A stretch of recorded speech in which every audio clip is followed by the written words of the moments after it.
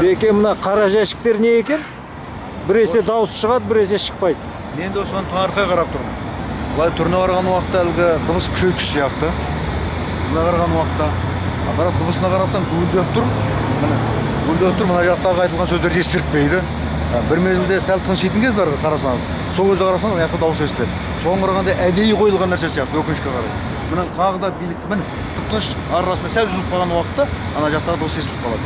Мына бұл да биліктің бір өте назар аударатын нәрсесі, меніңше кешірілмейтін нәрсе. Бұндай нәрсеге жол бермеу керек. Мұны кәдімгі арандатудың әдісі, елдің мына халықтың сөзін естіртпеудің әдісі өте жақсы нәрсе емес мынау.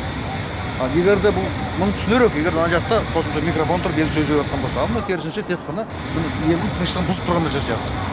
Өкінішке қарай бұл солай. Бұны шамасы тиісті мекемелерден түсініп алу керек шығар. Бұл не үшін тұр? Неге бұлай мынандай әсер етеді? Яғни гуілдеп дыбыс береді, елді естіртпейді, ана жақта сөз естіртпейді. Бұл қалай деп? Не үшін тұр? Мақсат не дегендей? Мен өз басым түсіне алмадым, жаңағыдай еріксіз жаман ойға бұруға мәжбүрмін. Ондай болмау керек қой. Оны сол меніңше тиісті орындар түсінігін бере жатыр.